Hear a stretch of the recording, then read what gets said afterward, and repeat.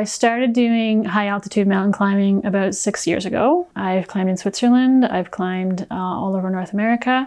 I've been to Africa. I am going to Russia in July, and I have 2 expeditions next year to climb the highest peak in South America and the highest peak in North America in Argentina and Alaska. I have a bid to climb the 7 summits is basically where this is going.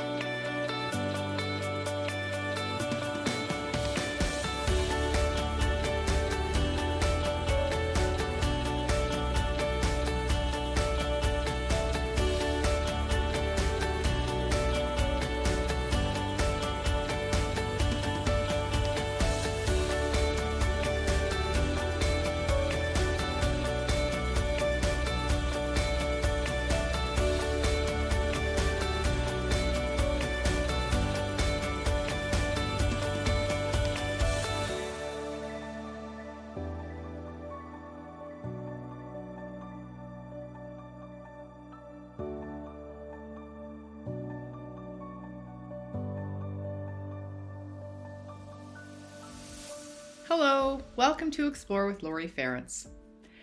I'm doing something a little bit different in this episode and speaking with someone who only lives about 20 minutes away from me. I first saw Debbie Bulten in 2017 when she crossed the finish line as the first female at the Sulphur Springs 200-mile trail race, becoming the first woman to have ever completed a Canadian 200-mile trail race. She's been pretty busy since then. In May of this year, she summited Mount Everest, and that marked the completion of her 7 summits journey, meaning that she has climbed the highest mountain on each of the 7 continents. And she joins the ranks of only about 500 people in the world who have ever done this. Not only that, but within 24 hours of climbing Mount Everest, she climbed Lhotse, the world's 4th highest mountain.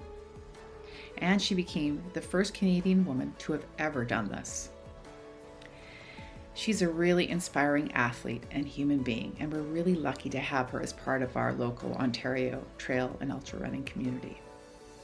I start off asking Debbie how long it took her to climb the 7 summits. Enjoy. I started in 2016, so my first summit was Kilimanjaro in the spring of 2016. So it's really been like 8 full years that has been kind of devoted just to this. So it's, been a lot of training over the last 8 years. I love it though. Like I love the training. I love the physical aspect of it. So it's not that I don't want to do that. It's just been very structured for a long time. So right. I think if things be free and easy and not worry about schedules and have-tos, then I'll just keep it fun. And then I'll want to do it again, Yeah. Wow. So how many months of year were you in structured training? Was it pretty much year round? Yeah, because I did climbing, but I also did the ultras. So I was I would have a climb, then I would have an ultra, I'd have a climb, I'd have an ultra, because I found the training was pretty complementary because it's a lot of endurance stuff, it's a lot of hill stuff, and it's just out on your feet. So for me, I would do a climb as part of, like, say, a training process, and then I would do an actual physical expedition, and then I would switch to do an ultra. So I would still be training, and then I would switch to do another climb. So there was always something on the go. Like every few months I would have something on the go. So yeah, like it was a 12-month a year process for years. But I mean, like I said, I enjoy that though. Like that's part of my lifestyle. It's part of my life. So now that I've been off for a couple of weeks, I'm actually kind of getting a little restless. Let's go back to the beginning, because this has been an 8-year process, finishing the 7 summits and climbing Everest, and then doing this other world record that you did, right? Which is amazing. So what came before all this? How did you get here? I've always been a runner. Like running has always been part of my life since I was a teenager. So I went from like I've done multiple sports in my life, so it hasn't just been running, but running's always been a component of whatever I've done. So I was doing marathon running in my 20s, and then I kind of switched to triathlon. And I kind of fell into triathlon by accident, really, because I was injured, and so I just got in the pool and I was on my bike riding because I couldn't run. And then I thought, oh well, this is a lot of fun. Why don't I just put the three together? So I did a triathlon, and then I progressed to Ironman triathlon, and I did that for many years. And it wasn't until I did an Xterra triathlon, which is an off-road triathlon, so it's mountain biking instead of road biking, and then it's trail running instead of road running. Fell in love with the trails, and that's all that I wanted to do was trail running. So then I kind of transitioned to trail running and then ultras, and then the ultras took me to mountains, and then the mountains took me to the seven summits. So it's been a very organic process. It hasn't been intentional. It's not planned. It just was one thing led to the next, and then I found something I really enjoyed, so I did that, which led me to something else I enjoyed, so I did that. So where I am now, I don't know what's next. I'm just kind of waiting for something to hit me and say, yeah, I think I'll do that. Oh man. Well, yeah, you've had such an epic achievement. What can be next once you've done this? And in terms of mountaineering, what else is there to do? There's lots of sports. Yeah, sports. Okay. I might for my kids to get into something new, and then I'll do that with them. I don't know. How old were your kids when you started this? So when I first started running, I didn't have kids. I did my first marathon when my oldest was maybe one. So they're in their late 20s now, like they're all adults. So it's been like a long time. So my kids kind of have progressed through this whole journey with me. So they've been to all the races and they've seen all the different sports. And so yeah, like they've been part of this process from the very beginning. So it's kind of been, yeah, like I said, my lifestyle, because it hasn't been like me starting it when my kids, were teenagers. This has sort of been a long-standing thing that I've always done. So it kind of makes it family fun. That's fabulous. As I was watching your journey unfold and the Everest journey, which was about how long was it that you were there for a month or more? For 2 months. 2 months? Yeah, I left at the Okay. end of back being first. Yeah. And so I was seeing the post by your husband as well. And it's so touching to see how involved and how supportive that he is and that your family is in general. That just seems to me like it's got to be a huge blessing to have that. I could not do this without my husband's support and my family's support. They're kind of what gives me the inspiration to do this. I wouldn't want to do it without them because it's again like it's been our family journey. It's sort of we've lived this with each other for so many years. So it's kind of like a shared goal and it's a shared success and a shared celebration. Yeah, like he's been such a huge part of this. He's been through the whole process and he was up there with me. I take him everywhere I go in here. Oh, yeah, that's beautiful. So a lot of people are into running and sports, but this is a whole new level, right? You say one thing leads to another, but how do you get into the position where all of a sudden you're running and then you're climbing mountains, and then not only are you climbing one mountain, but then seven of the highest mountains in the world?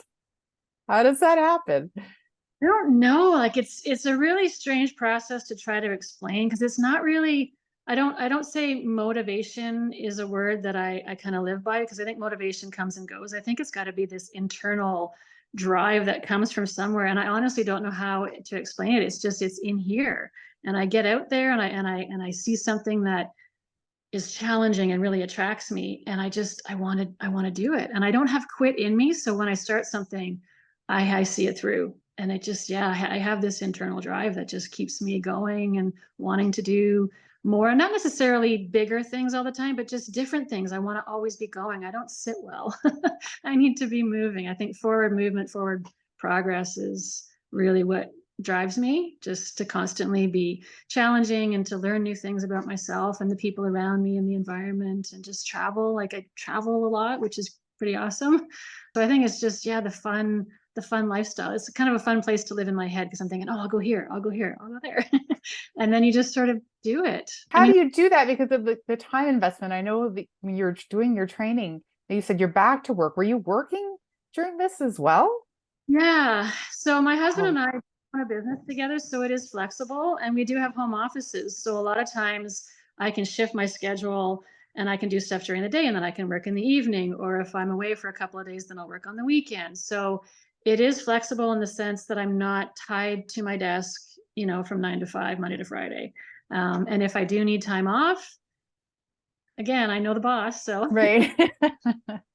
so we just work around, when he's away, when I'm away, and then the other one will cover for each other. And so yeah, it allows us to do these things, whereas if we were in like a structured environment in an office, we wouldn't be able to do them. So, and I think because we're kind of approaching the retirement age, we're scaling back a little bit, so we're able to then factor in more of our pleasurable stuff into our lives, which is awesome too. Yeah, it's a great stage of life to be at. How long have you had this business together? 17 years. So our kids were still teenagers when we started it. And the reason why we did this was to try to get a better work-life balance, because we were both working really long hours and we didn't really see a lot of each other. And when we were home, it was just focused on the kids. So it was sort of a lifestyle decision that we made to want to have more focused family time and to not always be running around the rat race. And so we did, and I wouldn't go back. I mean, there's pressures having your own business, like there's pressures working for someone else, but it's afforded us a lifestyle that we couldn't have had if we both like were in offices and had, different working environments. You're living the dream in many ways. I'm very grateful for that. Yeah. Yeah. Yeah. What were you like as a child? You said you don't have quit in you. Do you have any stories from childhood that might demonstrate that? My mom would say that I was really stubborn. Okay. Yeah, I was just a very headstrong kid, always like full speed ahead. And I have an older brother. He's a year older than I am. And so we grew up kind of as twins because we were in the same grade. I skipped a grade in school. So we were in the same grade, same friends, same hobbies that we did. So I was always kind of following him around. He would go and play football and I would go hang out with him and play football. He'd go to play baseball. I'd hang out with him and play baseball. So we were always involved in sport as kids. And I think having that older brother taught me to be a little tough too, because his friends, didn't really care that it was the little sister that was playing. It was like, no, you're part of the team. Let's just go. So yeah, it was just kind of full speed ahead all the time, never taking no for an answer. So if, say my brother's friend said, no, I don't want little sister around, I'd be like, I don't care. And I'll just go on the field and I'll start playing. So yeah, I think the word she would use is stubborn, but for me, it's just always been, if I want to do something, you just go and do it. Fabulous. So did you also have that supportive environment when you were growing up as well? We've got a very close family. We still do. Yeah. Like my parents live 10 minutes and I see them probably 3-4 times a week. We still have a very close-knit family, which I think is flowed through, which is why I have such a close-knit family with my kids and my husband. It's just how I grew up and how I always wanted my family dynamic to be. So yeah, I've got a lot of support in my little surrounding network, which is awesome because I always know if I'm having a bad day, I'll just pick up the phone and say, hey, Mom. And she's always there, just listen and it'll be okay, sweetie. So yeah, we've still got that dynamic even to this day. It's great. Yeah, that must make a huge difference. It takes a huge amount of mental, emotional, and physical strength to do what you've done. And what would you attribute that to besides just this sort of innate stubbornness that you have? The strength that you have inside of you? What would I attribute it to?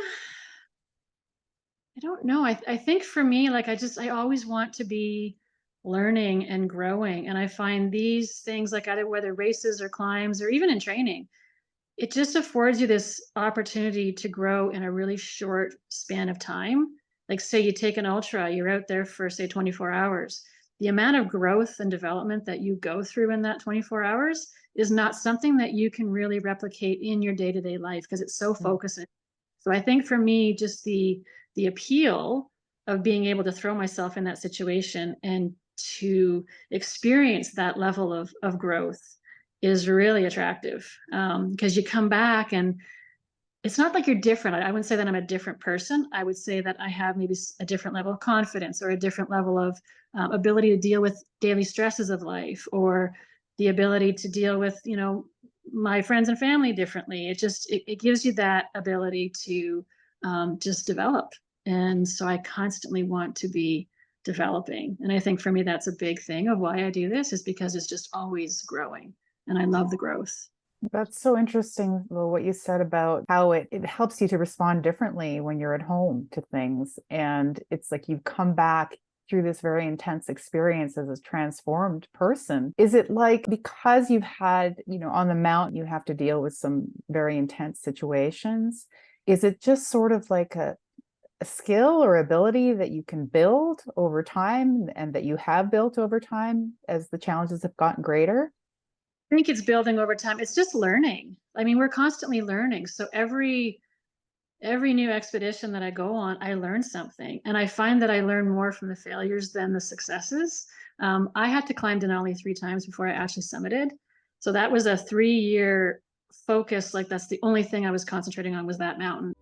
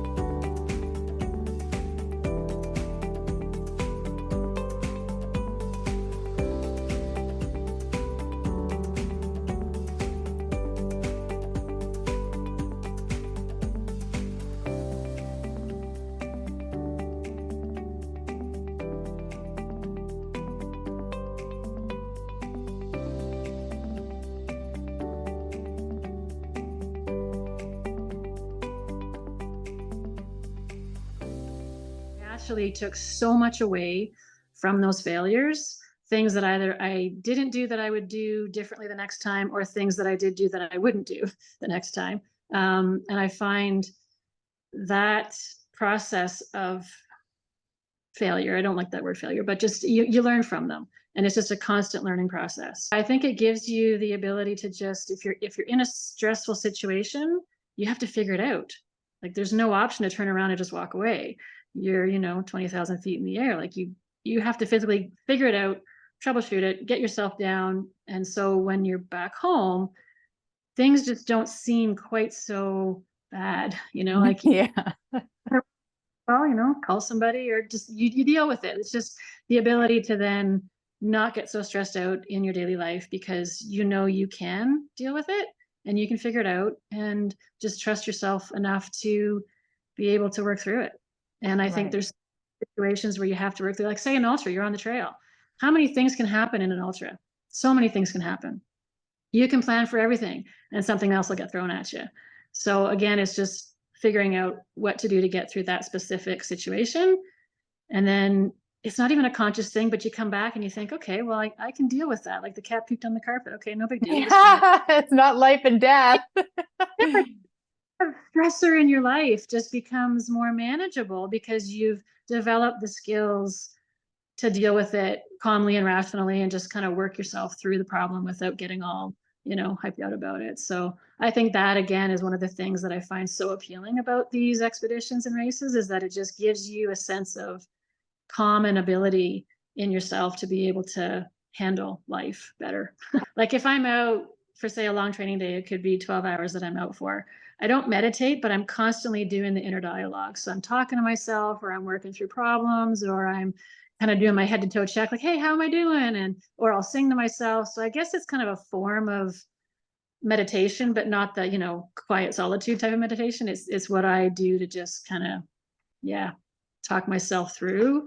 Just some of that inner dialogue sound like? Well, say I'm having an issue with one of my kids, or they're having an issue, and I try to figure out ways that I can help them through that. So I'll think about, okay, have I experienced anything like this through my travels or through my years? And then how can I relate that to them in a way that it doesn't sound like, mom's preaching, but mom's just kind of telling you her experiences, and you can use it if you want and don't if you don't want to. So it's maybe something like that, or it's something at work. If I have an issue at work and I'm just trying to work through, how will I deal with this? How will I deal with the people that I have to work with? Or say you're having an issue with a family member, or someone's ill, or it's just talking, not talking myself off the ledge, but just talking myself through how I would deal with this particular situation. Or if a friend is having a problem, how can I help them? How can I be assistance to them for them to work through their issue? And so it just, like, things just come at me, because again, like, it's a whole day. So there's lots of things that will come in and out of your head in a day.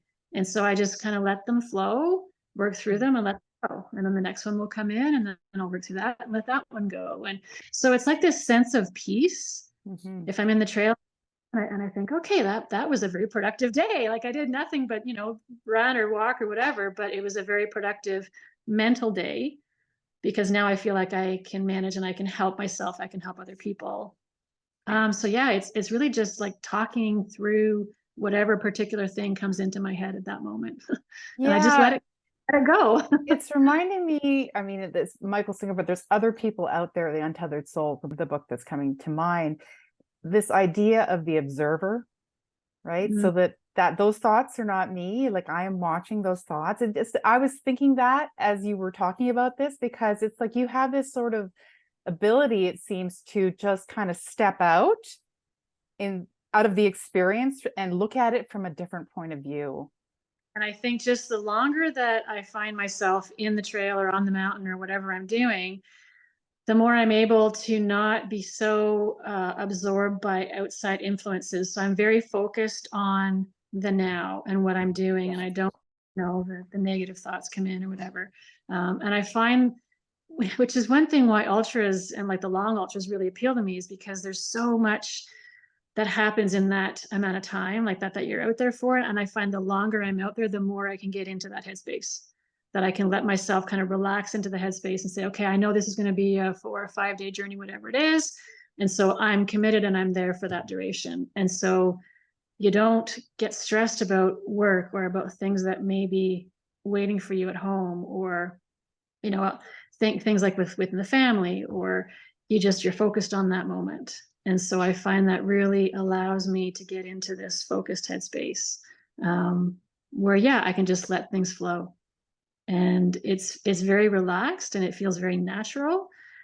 And sure, it's going to get hard and you're going to deal with, physical things, and your body's going to tell you it wants to stop. But again, just kind of reframing that into a more pleasurable experience, and just say, oh, my only job for these next 4 days is to run or to climb or to do whatever, and just be really relaxed into that. And that's really appealing, to not have to worry about anything else but what you're doing. And I think the longer you do it or the more you do it, it is definitely a skill, because 10, 15 years ago, I probably wouldn't have been able to do that for that amount of time. But again, it's a learned thing, which is what you learn every time you do it. It's just you learn more, and you learn about yourself and what you're capable of doing every time you do it. It's just your limits. What are they? Do you have any? I say I don't think I've reached my limit yet. And then I'll do something. I'll say, man, I got to a place where I haven't been before. I think that might have been my limit.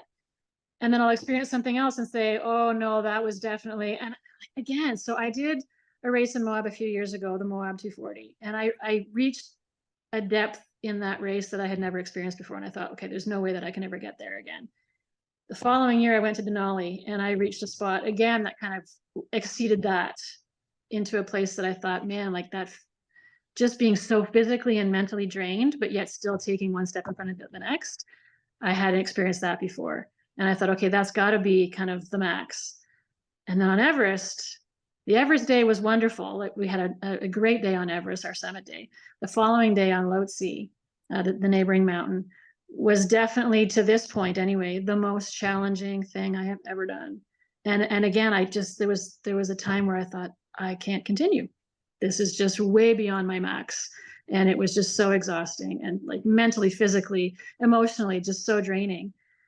And yet I did it, and I came down and I'm fine. No, so I don't know what my limits are. Like, I think you strive to find your limits, but you have to make yourself really uncomfortable to get there. And so I have this little thing that I always say to myself is just get comfortable being uncomfortable, because I think that's the only way to find out what you're truly capable of, is to constantly put yourself outside of your comfort zone and to just keep pushing.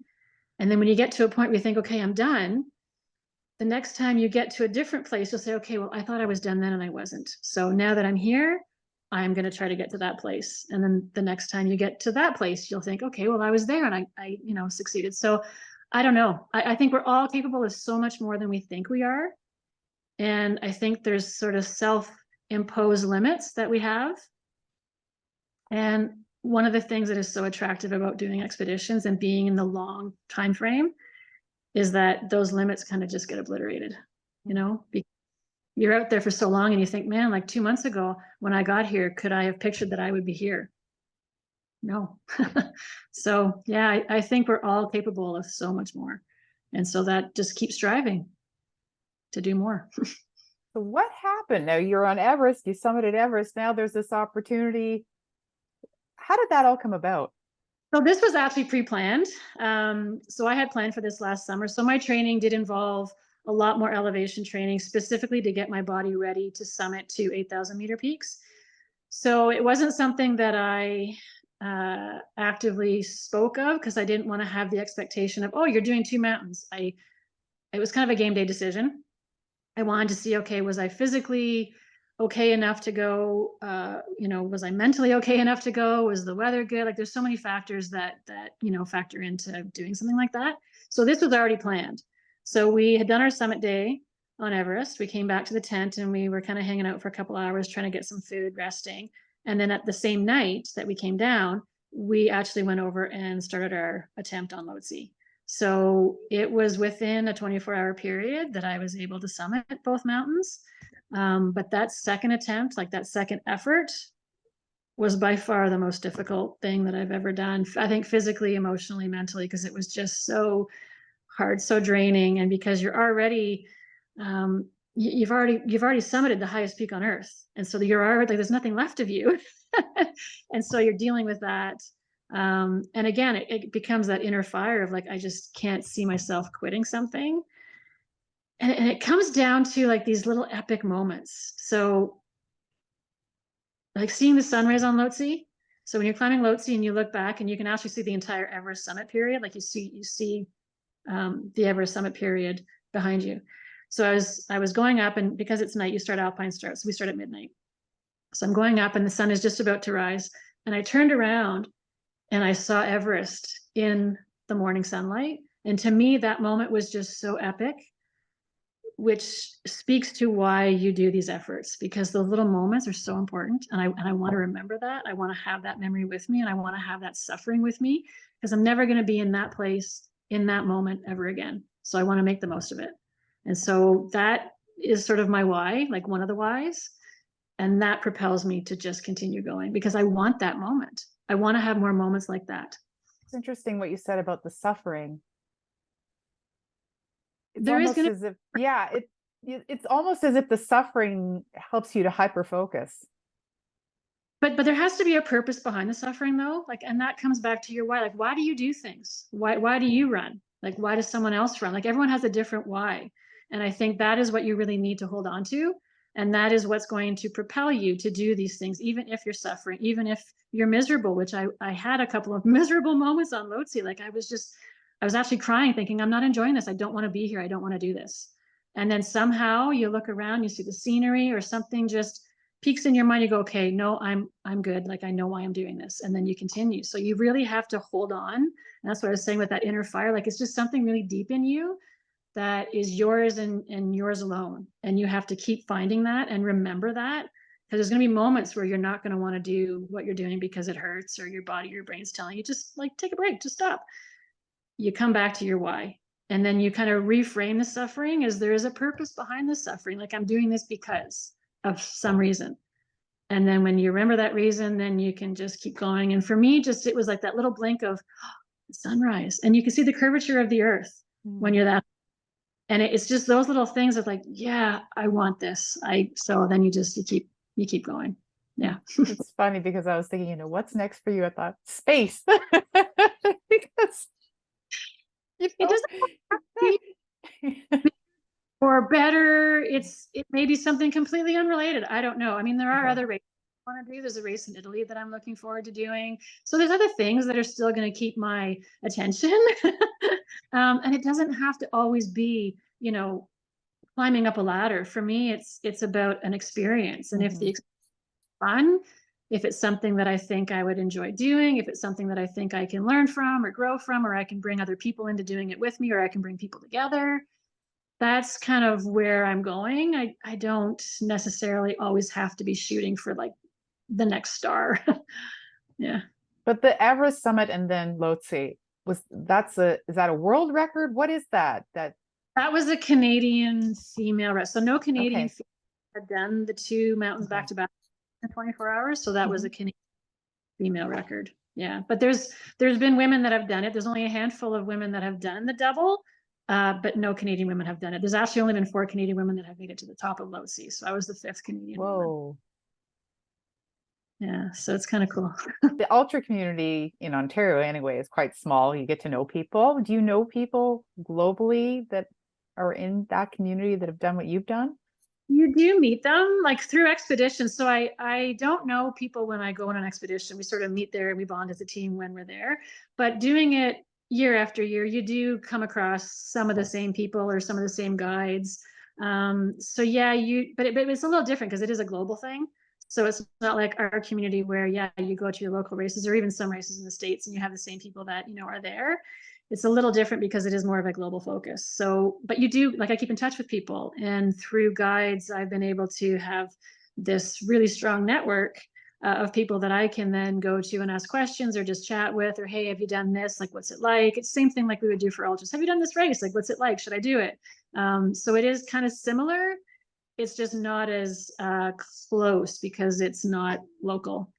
But yeah, I do have contacts that I've made with people through the years that I do still use to this day. Because I mean, there aren't many of us, and especially women in this field. We're very underrepresented. There's about 3% of the climbers that are females. So if you find a strong female that you bond with, you keep that bond because it's pretty rare. So the team that you climbed Everest with, have you done anything with them before? No, so these were all new people that I met. This was a new company that I went with. So Madison Mountaineering is who I went with for Everest. I've always gone with alpine ascents. But this was a long expedition. So I had to feel comfortable with who I was going to be spending 2 months on the mountain with. So I did a lot of research, and this is who I decided to go with. And I had a lot of interviews with them. They interviewed me. They went through my resume to make sure, you know, would I be a good fit with the team? And I just felt really comfortable with them. So no, this was a completely new experience, and it was wonderful. Like I would definitely go with them again if I were to do something else in the Himalayas, especially. Yeah. How did you find them? Word of mouth. So one of my prior teammates from Antarctica had climbed with them a couple of years ago. So I was talking to him about his Everest experience, and I said, like, who did you go with? Who would you recommend? Who would you not recommend? And he was very forthright with, no, these guys were good because this is what I saw on the mountain, so I wouldn't go with these people because. And so I kind of weeded through all that. And then another teammate of mine from Denali was on Everest last year, so I kind of used him as a resource and asking the same questions: who would you go with and why? And it was just kind of a process of elimination from there. So then when I phoned them and I said, hey, like, I'm basically putting you on interview, like, convince me to go with you. And they were wonderful. So yeah, it was kind of a no-brainer from there. Now, as I'm in the background thinking about training, have you had anybody that sort of led you, or have you had any trainers, or have you been basically the one that's developed all your own training and figured it out? I do. See, I'm a certified personal trainer. So and even though I used to have a gym, but it's closed now, and my focus is now on the business with my husband. So I do have a lot of background knowledge, and I've just always done my own training programs. This was the very first time that I've ever used a coach. And I was a little reluctant because I thought, I don't want to have someone who doesn't necessarily know me create a program for me. without knowing, okay, what my strengths and weaknesses are, and having, because I was still like, I still do ultras, so I wanted to factor in, okay, I want to have a couple of races in there, I want to have a couple of climbs in there. So I was a little reluctant to go with a coach, but it was actually a really, really good decision. I'm so happy I went with this coach, because she was able to kind of focus me away from things that I have typically done. Like I've always done hills, and I've always done mountains as part of my training. The best way to train for a mountain is on a mountain, but I haven't done them to this extent. So from last summer, when I first started working with her, until March, I had over 200,000 feet of vertical, which was just basically ski hills and going to mountains to train. And if I was on my own, I probably wouldn't have done half that. And I think because I had that Lhotse as a goal, I really needed that. So I'm really happy I went with a coach. Will I go with one in the future? Depends on what I'm doing. I don't know. I think it was very beneficial for this time, though. Did you work with her before? Did you hear her? No. How did you hear about her? So so Madison Mountaineering, who I went with as the guiding service, they work directly with her. So she is a mountain climber. She has climbed Everest. She's climbed multiple peaks in the Himalayas. So they recommended her as a good coach to work me through the process. So again, we just had a little chat, and I said, "What do you think? Like, can we make this work?" And she's like, "Absolutely." So yeah, it was a referral from Madison Mountaineering to work with her. And again, she was wonderful. Yeah. Okay, now I know you had a hip replacement. It's been How did 18 that? Yeah. So how did that come about that you needed one? So it was a complete restructuring of my hip. I didn't have it replaced. I had it all restructured. So I actually have pins and anchors in my hip holding it together now. So that came about more or less just wear and tear. But there was probably some acute injury that I had that caused the tearing to begin, which, if I go back in time, yeah, you fall. And when I was doing Ironman, I had a couple of crashes on my bike, and it's possible that there could have been something there. So it's hard to pinpoint where it started.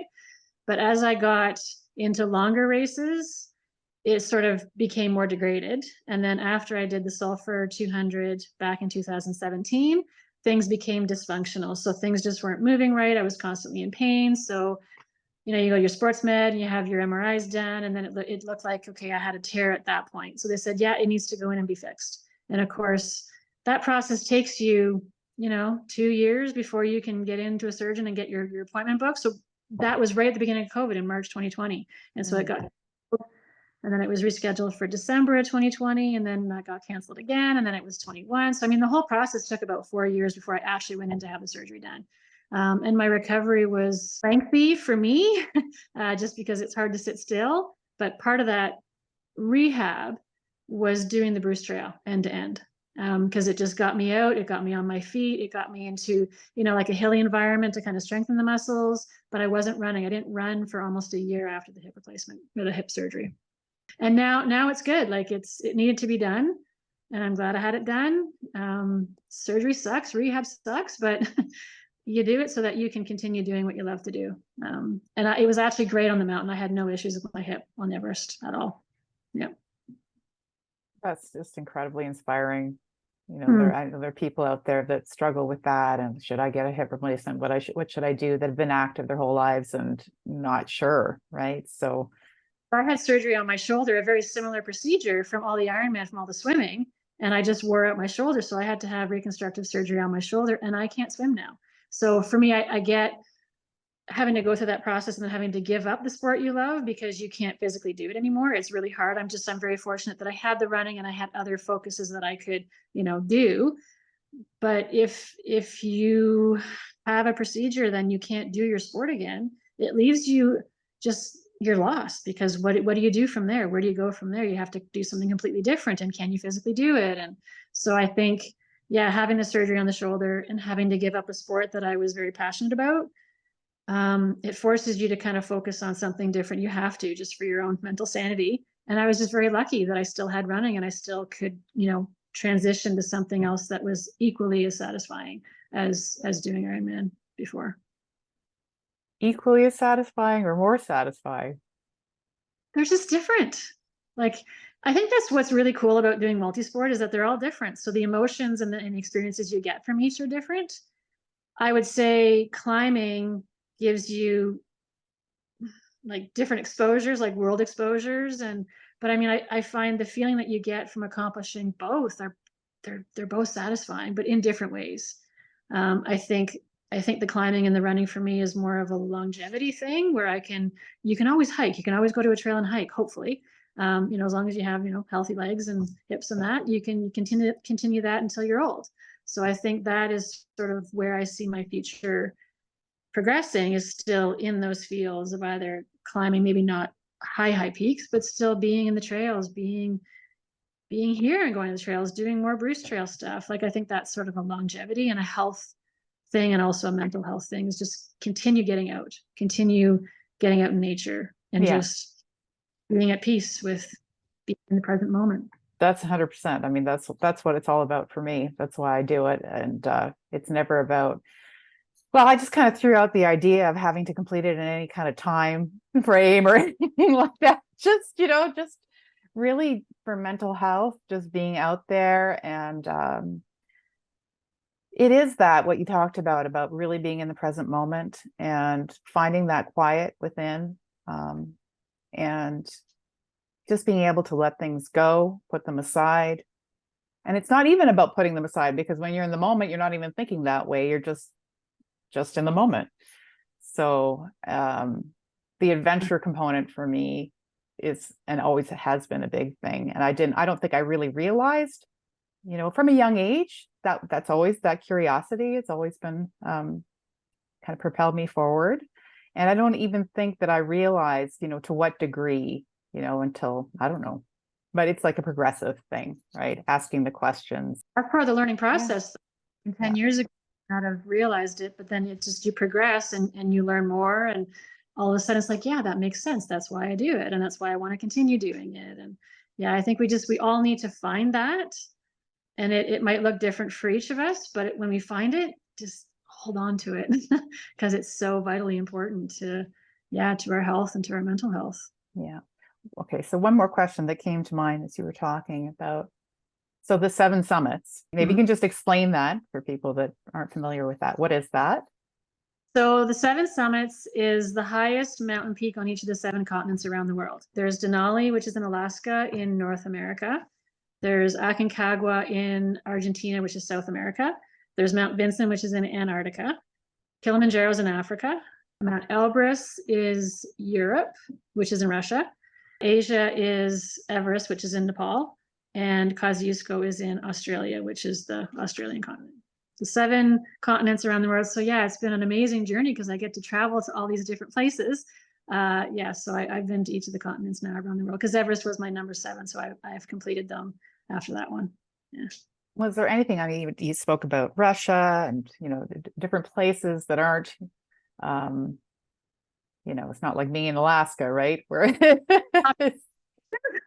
people don't speak the same language, right? Oh, I've with that. It's funny you mentioned Russia, because that was probably one of those experiences where, being a single female traveling alone with the language barrier, that was probably the most intimidating, because Russia is not a place where you want to get in trouble.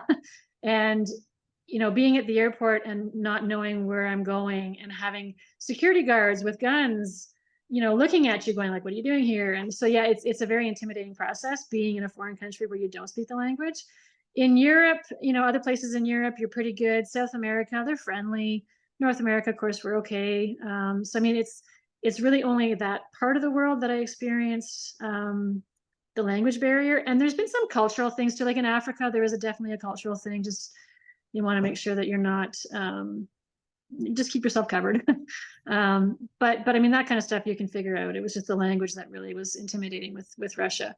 But again, the more you do it, the less intimidated, I guess, you get with travel, because whenever you travel, it's like various airports, and it's having to exchange, and it's finding your way through airports and having to make your way to destinations, and you're by yourself, and you have to meet up with teams, and it's a lot. But I think that's part of the journey, part of the process of learning, is just being independent and saying, yep, I can figure it out. We'll just work through it, and we do it, and then we do it the next time, and then it's okay. And yeah. Did you have a team in Russia or a I, guide or had? yeah, I was meeting with a team. So I tend to go a couple of days early just to make sure that my luggage arrives, because I've had issues with lost luggage. So I always go a couple of days early. And then I'll get to my hotel and I'll just kind of scope out the area around me so that I know like basically where I am. And then yeah, we meet up with our team, and that's when we're together, we'll travel to our final destination as a team together. So it's usually only when I have to figure out how to get to my ultimate, hotel or wherever I'm going. And then once you meet up with the team, then you're together. So everything's cool. Have you kind of just found different teams like year after year? It's just been organic in terms of being in the community, and then you hear about people and then you're like, okay, I'm going to do this mountain next, and who's out there doing this, or When how you does that all work? Yeah, when you join an expedition, you're not picking your team per se. You pick whoever you're going to go with, whoever your guide is, your main guiding service, and then you join the team. And so when they do their interview of you and they kind of look at your resume and make sure you're a fit for the team, they'll try to put similar skill sets together, or even opposing skill sets together, so that you complement each other. So they form the teams. So it's not like I'm picking the team, I'm picking who I'm choosing to go with. And then from there, they arrange the team. So there have been in the past a couple of people that have crossed over to different expeditions. So when I climbed Denali the third time, I actually wanted to be more in control of that process. I didn't want to have a team selected for me. So I actually that was the only time I selected my team. I selected my guides and I selected my climbing partners. So it was just the two of us. So we did it as a private. And it was a person that I had climbed with previously. So I knew her. She was a doctor from Chicago and we got along great. And so I said, hey, would you like to do this? And she said, yes. And so we formed a team, and that was the only time that I've actually selected a team. Otherwise, it's not really in my control. How did you pick which mountain to do next? So for me, it was a comfort thing. I didn't feel that I could progress to the more challenging ones until I had done ones that I perceived as either less challenging or shorter time frame. So Kilimanjaro was the first one that I did. That was a week. Elbrus in Russia, that was a week. The next one that I did was Aconcagua in Argentina, which was 3 weeks. So that was a pretty big jump because that was the longest expedition that I had been on. So there's a lot more that you need to deal with on a 3-week expedition versus a week. So that was sort of a big jump for me. And then I wanted to get more into the glacier stuff and the ice climbing. So then I went to Vinson in Antarctica. And then I went to Denali. And Denali is a completely different beast. So for me, when I wasn't successful that first time, I couldn't mentally move on to Everest without finishing Denali first. So again, that sort of became my heel. Like I had to go back and I had to do it again. And I went back a second time. And again, I had pulmonary edema and I wasn't able to summit. So I came home, you lick the wounds and you say, okay, we gotta attack it again. And I could have gone to Everest that year, but again, mentally, I couldn't move forward with that mountain, which I perceived as just so much bigger and so much more of a challenge without having completed Denali. So I went back a third time and I summited. And that's when I felt, okay, now I'm ready to tackle Everest. I mean, those two mountains of the 7 are definitely the most difficult ones, most challenging, but they're very different though. So Everest is just Everest. Like it's the altitude, it's, being there for 2 months. The hardest thing on Everest was staying healthy for 2 months.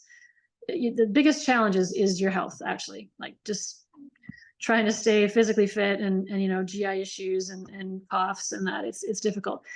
So the altitude on Everest is one, all by itself, but Denali is just so much more strenuous because you've got heavy load carries. So I was carrying 140 pounds between my sled and my pack.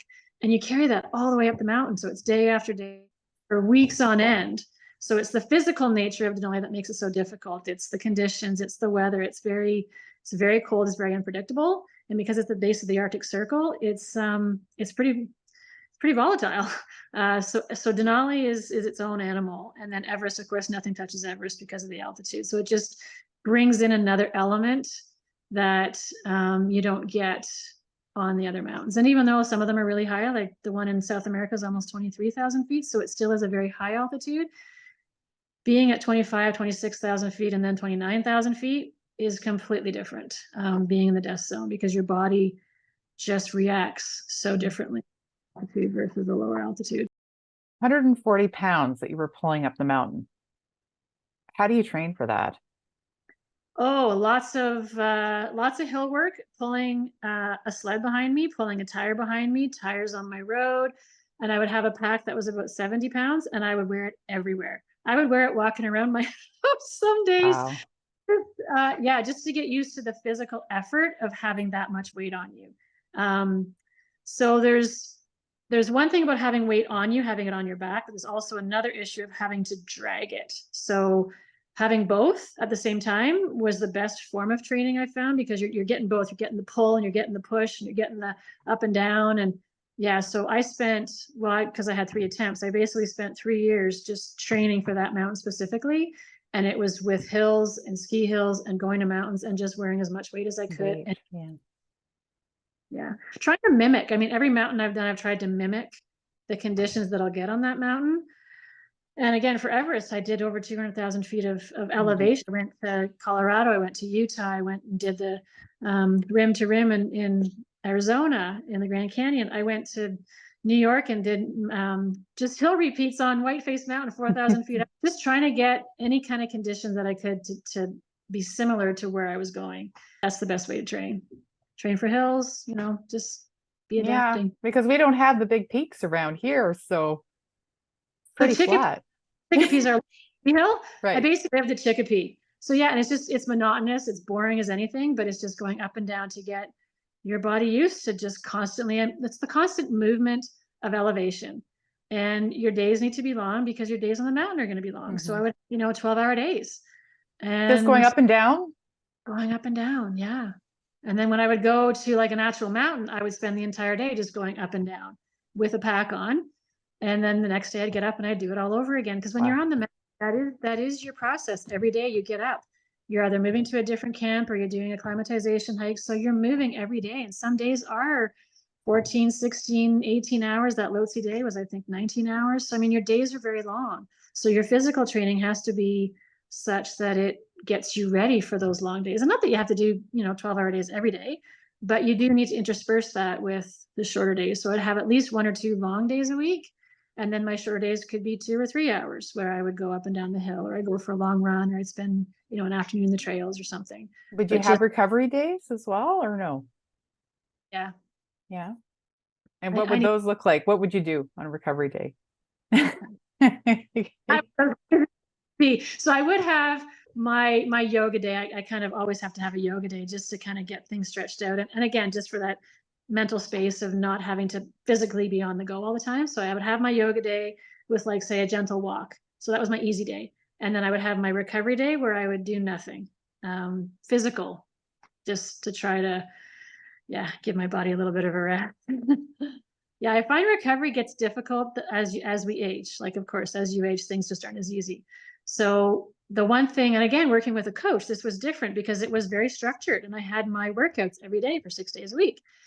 And so sometimes I would have to say, hey, like, I think I need an extra day this week because I'm just tired, or I'm not getting a quality workout because I'm just like constantly going. And so, yeah, working with a coach, that was one thing that was kind of challenging too, was try to figure out, okay, which day would I then take off of that schedule without putting myself behind. So yeah, like, it was a 6-day-a-week schedule, and it's hard because physically, like, we need time for our bodies to rest and regroup. And so if I was having trouble sleeping at night, then I would know that, okay, I'm overtraining because now it's affecting. So yeah, I would just take an extra day when I needed it, but typically it was 6 days a week. 6 days a week for how long?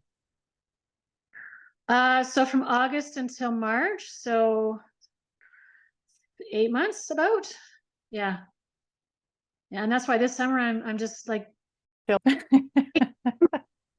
I don't want that structure. I want it to be fun. And although I do love the training, sometimes it wasn't fun. Some days I didn't enjoy it, and some days I'd be cursing, the world, like, so yeah, this summer is just going to be for fun. Just because it doesn't matter what the weather was like, you'd have to figure it out.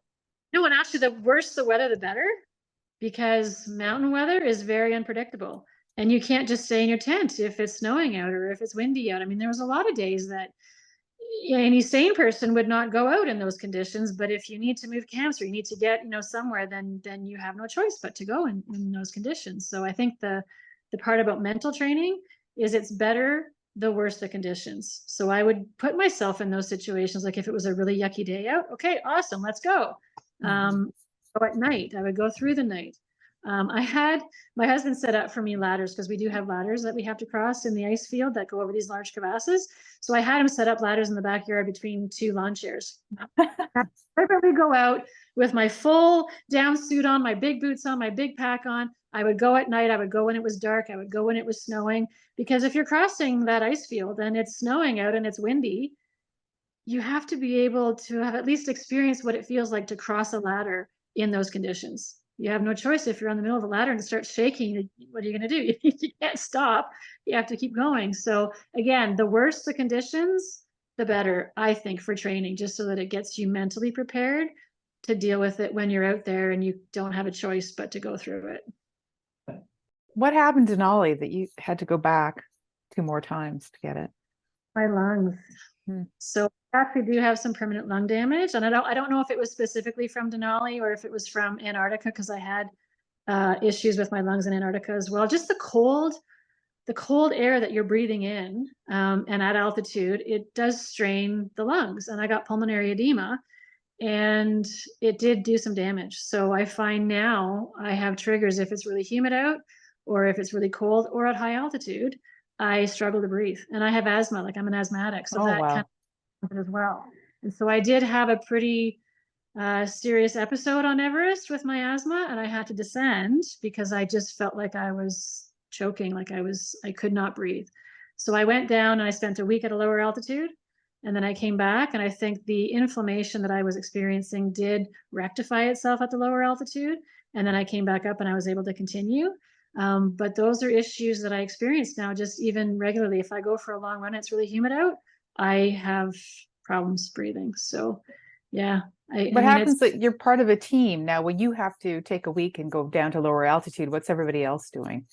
So our team did actually descend, because it kind of coincided with our rotation where we do. So what you do is you acclimatize by going up and down the mountain. So as you get to a higher camp, you would do an acclimatization hike a couple thousand feet up, and then you come back to camp. The next day you might move to the next camp, and then you do an acclimatization hike from there, go a couple thousand feet and come back down. So you're constantly going up and down. So we had done our 2 rotations to a higher altitude. So it was our rotation to go down to a lower altitude to recover, to go into thicker air, to get your lungs, red blood cells developing. So that was coinciding with that week that we were all supposed to go down. So I went down, I stayed for the week. We all came back up, and then we continued up the mountain again on the next rotation. So if it hadn't have been a time where we were supposed to go down, I would have had to go down by myself, and then the team would have continued, and I would have just rejoined them at some later point. So because the expedition is so long, you do have time to recover from illnesses like that without having to leave the expedition completely. So we had a number of people that were experiencing either GI issues, or we had one that had a blood clot. He actually had to go home. But there's illnesses that happen on a mountain. And so because you're there for 2 months, if you need to go down, we had people go back down to Kathmandu even for a week to kind of recover from illnesses, and then come and rejoin the team back at base camp. So for me, if I hadn't have gone down with my team, I would have just gone down by myself, and then I would have rejoined them some other time after I was done. You mentioned GI issues a number of times now. How do you do when you're having food that's not familiar, or I don't even know? I'm also celiac. Oh. I tend to bring a lot of my own food with me. I have a dehydrator here, so I make my own food. I make my own meat, my own vegetables. I have huge packages of mashed potatoes that I take with me wherever I go. So I try to limit what I eat that's outside of my regular diet. But of course, you can't bring enough food for 2 months. So you're going to eat what's at camp. You're going to eat what's in the villages. So because you're spending the first 12 days of our trek was through the Khumbu Valley. So we're staying at little tea houses in these villages. So you're eating in the tea houses. And again, it's a different country. And so there was a lot of illnesses that happened throughout this trek. And so because you're in close quarters, it's difficult not to catch what your neighbor has. So you're sort of passing these things back and forth to each other over the weeks. And so I was on antibiotics 3 different times for GI specific issues. I had a respiratory infection. There was a couple of people at the beginning of our trek that had COVID, which again passed to some of our teammates. So it's difficult to keep yourself apart from that because you are a very close-knit team, and you're all eating in the same tent, and you're all staying like in the same area. You're all climbing together. So if one person gets sick, it's difficult for the next, person not to get sick. Are there So yeah, doctors just around, or? so our guides are also trained in like medical stuff, but they're not doctors. But there was a doctor. There is an actual, it's called Everest ER at base camp. So there is a medical facility at base camp to treat any and all illnesses that you may have. So, and they are a great resource. So if you even have like chronic cough, for instance, you go there, they give you cough syrup. So it's like having an on-site medical doctor, which is really handy because we did use it a number of times. But as you're progressing through the villages, there's no doctor available. You just you rely on your guides for issues that, I mean, these are common issues that they've seen before. And So they most just of it, taking antibiotics? Because you said you had to be on antibiotics several times. How does that all work? well, Where do they come from? so we bring it with us. So I Okay. doctor beforehand, and I got my antibiotics for like traveler's diarrhea. I got things for my lungs. I got like any prescriptions that you think you may need beforehand. You bring them with you. But then if you forget something or you don't have something, there is a full medical kit that we have as part of our team, so they can administer depending on what your symptoms are. And they do refer to those doctors at Everest ER. They do kind of confer with them. If they say have a climber with this problem, they'll send them a message and say, hey, what would you do in this situation? So they do have kind of assistance that way. They don't just sort of give you medication at will. But yeah, like we do bring things because there are certain recurring things that you get on mountains that, if you get it, take this and, it'll cure it kind of thing. So yeah, I did have my own medical kit that I made good use of. And having asthma, wow. Like that's. Yeah.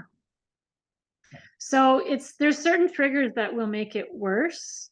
And I find if I'm in extreme cold or the high humidity or altitude and it's combined with some form of exertion or exercise, it's not a great combination. So I've just been learning through the years how to navigate that.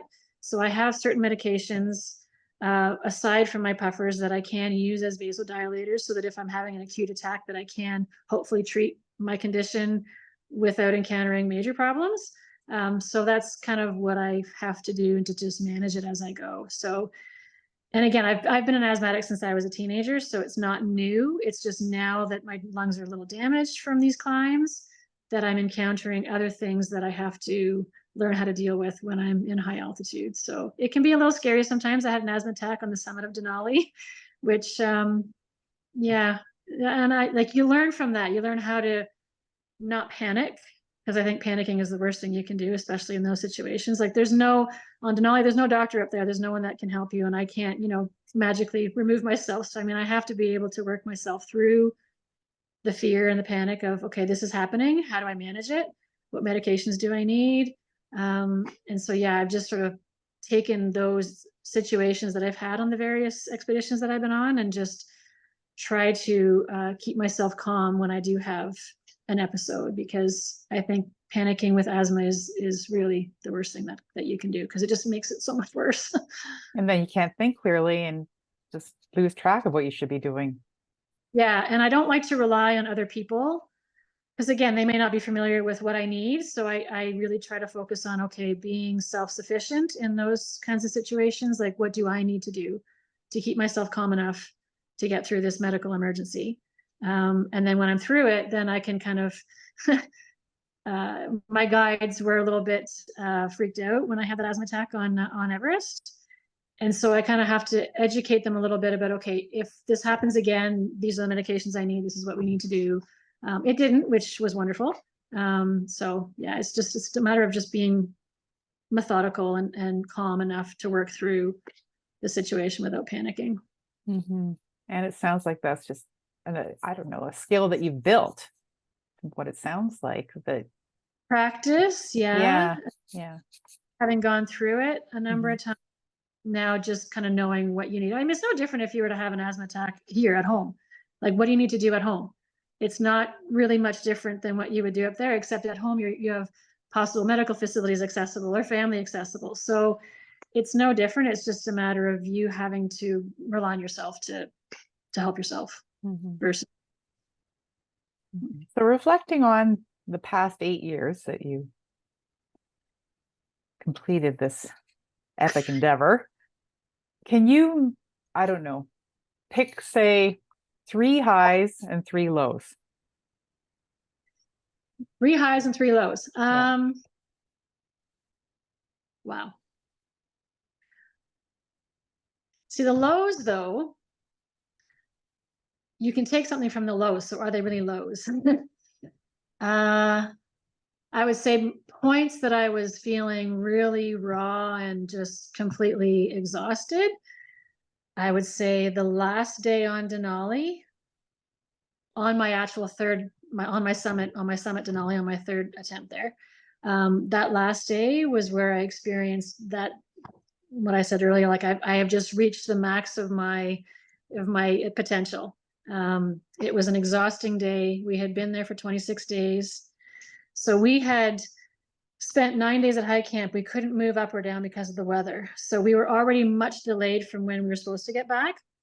So we had to get back to base camp. And our flight was, we had a pilot coming in to pick us up. So we had to be at base camp by a certain time. And we knew we weren't going to make it there. We were just so delayed. And so we were rushing to get there. And we practically ran down the mountain. So I mean, we were like so completely exhausted.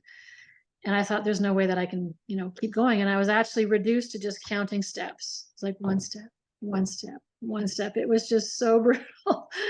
So I think that was sort of a mental low where I had never been to that place before. But again, I learned so much from that, though. So I mean, it was a low, but it wasn't really a bad thing. And then I pick a high. Well, I think the biggest high would be the summit of Everest. And it's funny because I did take a video when I was on the summit. And the reason why I took the video is because I knew that I wouldn't be able to remember all of it. And it's true, even watching that video now, like I don't recall everything. Like I know I was there and I see a picture and I know I did it, but I don't actually remember all of it. But I do remember thinking, like, there's nothing above me. There is nowhere higher that I can go. And that feeling alone, just knowing like how much time it had taken to get there and all the effort and the years. Yeah, that feeling is one that I think will always be with me. So that was definitely a high. But there's been highs, even from little peaks, like from small peaks. It's just, for me, it's like the journey. It's making it to that ultimate destination that for me is a high. So it's hard to pick like 3 highs and 3 lows. Like I think they're all highs. And you have a bunch of lows in there because I mean, it's a very fluid process. Like you're going to have good days and bad days, but I mean, are the bad days necessarily bad? Or can you take something from the bad days and learn from it to make them at least positive? So it's hard to pick, lows that don't result in something beneficial. So yeah, like my highs, obviously I think it's an easy pick for Everest, but I've had lots of highs. Like I was saying on Lhotse, like that morning when the sunrise came up and I was at a point where I wanted to stop and I wanted to turn around. I thought, this is not going to happen. I'm not enjoying this. I'm crying. I'm like, I want to go home. But I turned around and I saw the sunrise and I saw Everest and I was just like, nope, I want this. I want to continue. So, I mean, that was a low, but it turned out to be good. So yeah, it's hard to pick lows because I think lows are when you develop and when you grow. So I think we need the lows and I kind of want the lows so that I can celebrate the highs that go along with them. Yeah. In the moment, though, you kind of had a low high there because you A low high. I had a high low. Yeah. First the low, then the high. First, yeah. It's hard because you start these alpine starts when in the dark. So you can't see where you're going and you can't see what your ultimate goal is. So it's trudging, it's just work, it's just awful. until something hits you, and that, you know, brings you back to your why. It brings you back to, okay, this is why I'm doing it. Like, this is the reason. So yeah, you have your low, and you wallow in your low, and you get into your little pain cave, and then somehow you emerge from it, and then it's not such a low anymore because it brought you to that next point, which is good. So yeah, I wouldn't trade them, because I think we need to have those lows to learn how to get through them. And that's where your mental strength, I think, is developed, is in those lows, or it's in those bad days, or it's on the points where you just want to quit and then you don't. That is what forges your mental fortitude, I think. Mm-hmm, mm-hmm. It makes everything in life more manageable somehow. Somehow you come home and you think, yeah, I can deal with that. I can do it. Yeah. Well, because it's not life and death, right? And there's this aspect of things, just certain things are in your control, and it's very clear what they are. Yeah. Yeah. And certain things aren't. That's right. And just that's about the things that aren't. I think it's not the situation necessarily, it's how you deal with the situation. So I think, again, it's just reframing anything that's bad in your life. I don't think you're going to be dealt anything that you can't deal with. But it's a matter of, again, like, not panicking. It's that situation of not panicking. And it's just being a little methodical with, okay, you're facing this, you have to deal with this, you can't walk away from it. So let's work through it. And it's just the process of managing it, which I think is a huge life skill that I've learned through racing and training even, and being in the mountains, that you can't walk away from it. So how do you get from point A to point B without dying? Yeah. That sounds dramatic, but No, training for life, all these things that you've done, you know, it's kind of given you a level of mastery in your everyday life. I think it's confidence too, that there isn't anything that I think that I've been dealt with so far that I can't deal with. So yeah, I think it just allows the next crisis that comes to be managed in the same way, and then to help other people through their crises by showing them that, yeah, like, you can deal with this. I know it's horrible in the moment, and it could be any kind of life situation, devastating in the moment, but you'll get through it. Just little bits at a time. If it takes you that one step, like when I was going to base camp, like literally one step at a time I was counting, and it was the most monotonous, horrible thing, but you get through it, and you can get through this too.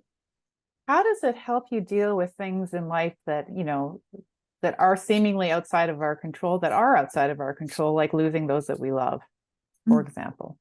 Mm.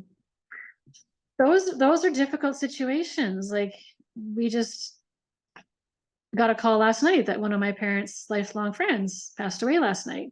And so how do you deal with that?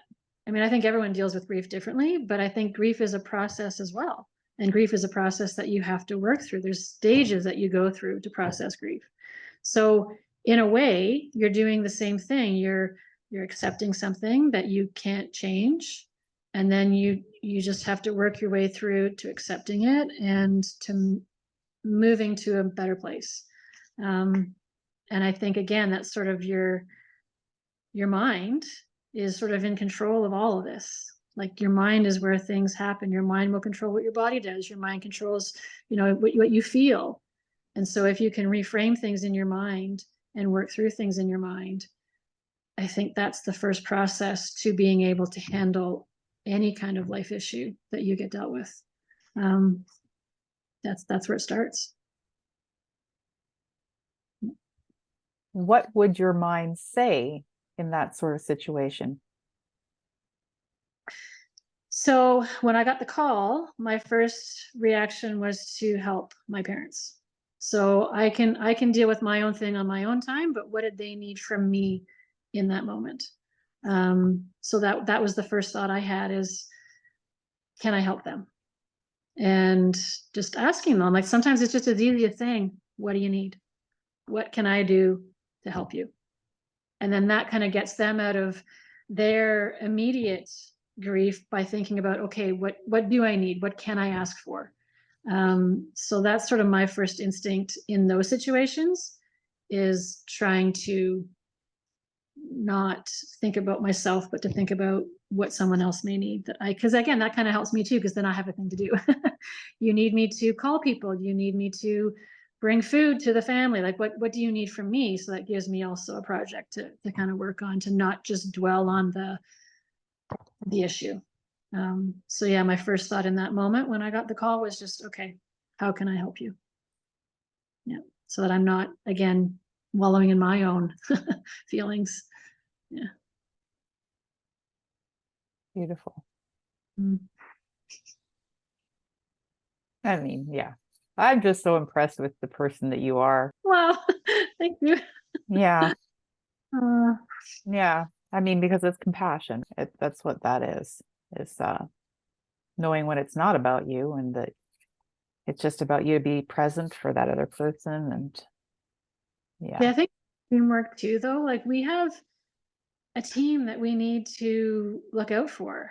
And so if I'm on the mountain, the partner beside me is the one that's going to catch me if I fall. And so I think, like, working as a team, and again, not thinking about you, but thinking about that person. Like, say he's hanging off the wall and all of a sudden he slips. My reaction is, okay, I have to then stop him from falling. So I can't think about my fear or the fact that I now have to cross this, scary spot to get to him. I need to help him because he's in trouble.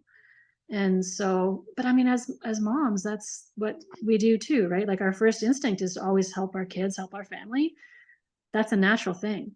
So I think then just applying that to others and other everyday life and in these kinds of situations, I think it's just natural for us to do that. It is and it isn't. It's not natural for everybody. Some people cannot be present for others in tough moments, Mm.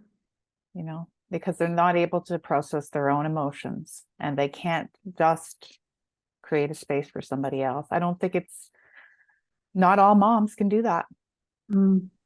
Yeah, that's my observation, that it takes courage to really support somebody else. I find a lot of joy in that, though.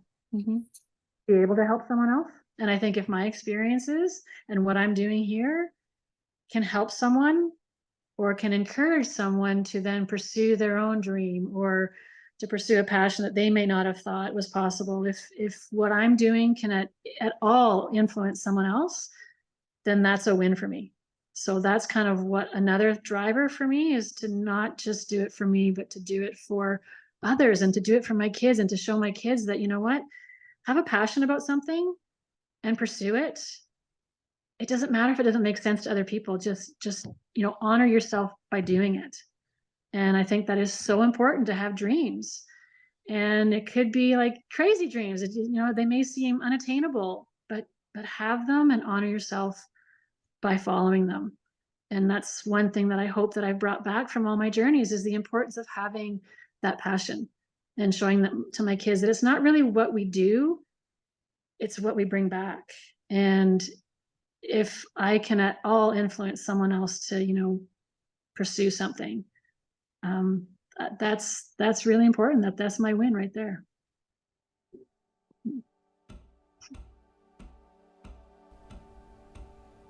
I gathered so many wonderful photos from Debbie, specifically on Everest, in the process of making this video that I didn't have room to include. So the good news is there's going to be a part 2, and she's going to tell us more about the Everest expedition and guide us through those gorgeous photos. Really looking forward to it, and want to thank Debbie for her very powerful and inspiring story. If you like this episode, please subscribe to my YouTube channel, give it a thumbs up, write something in the comments. If you're listening to the audio version, it'd be great if you could give it a rating or review on iTunes or any other podcast app that you're listening from. That really helps to get the word out about the show, and I really appreciate it. Thanks for listening. Until next time.